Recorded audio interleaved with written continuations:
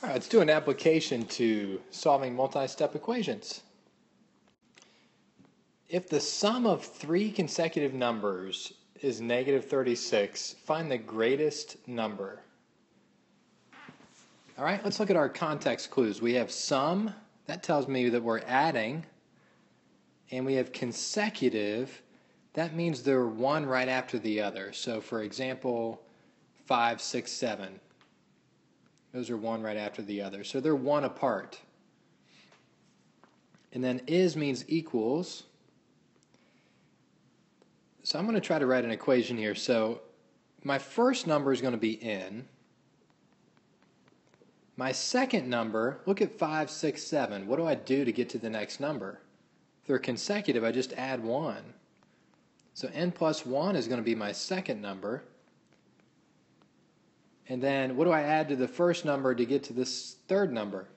5 plus 2 would give me 7, so that's going to be n plus 2 is my third number. And now I can write an equation from that. So sum means I'm adding, so I'm going to add n plus 1 plus n plus 2. And remember, is means equals, so equals negative 36. And now I just combine my like terms, so I have n plus n plus n gives me 3 n's. So 3n, and then 1 plus 2 is 3, so 3n plus 3 equals negative 36. And now I just solve the equation, so I'm adding 3, so I subtract 3, which gives me negative 39. It's getting more negative. If I divide by 3, I get n equals negative 13. Now, did I answer the question? It wants the greatest number from these three numbers.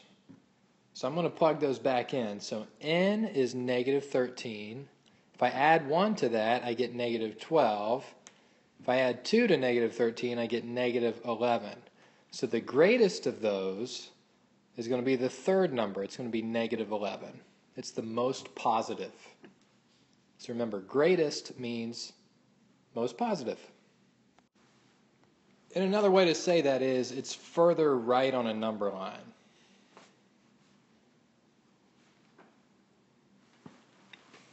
All right.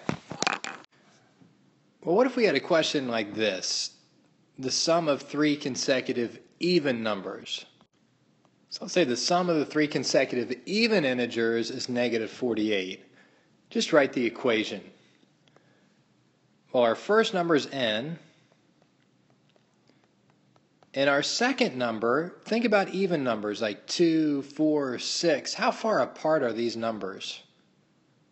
They're 2 apart. So you just add 2 to get to the next number. So n plus 2 would be my second number. And then how far apart is the third number from the first? 2 plus 4 gives us 6, so it's 4 apart. So it's n plus 4 would be my third number. So to write the equation, sum means add, so it's just going to be n plus 2 plus n plus 4 is means equals right there. So equals negative 48. And all we were asked to do was write the equation, so that would be it.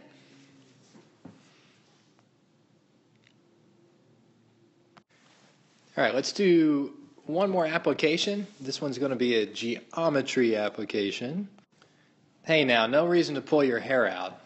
Geometry is nothing to be afraid of. All right, glad to see you relieved. All right, find the missing sides of this rectangle if the area is 30. So first off, I know my formula for area is base times height, or length times width. So all I'm going to do is plug in what I know. So I know the area is 30. That was given to me right there in the problem. And I also know the base is 2x minus 3, the height is 6. I'm going to plug those guys in as well. So 2x minus 3 and then 6. And maybe a nicer way to write that would be writing the 6 first, because I'm going to multiply them, so I'm going to distribute the 6 to both of those. So 6 times 2x minus 3, and actually another way to do that, I could also divide by the 6. I'll show you that in a second. But if I distribute, I'd get 12x minus 18 equals 30. And then it's a two-step equation. I would add 18. And that'd be 48 equals 12x. And I'd divide by 12. And x would be 4.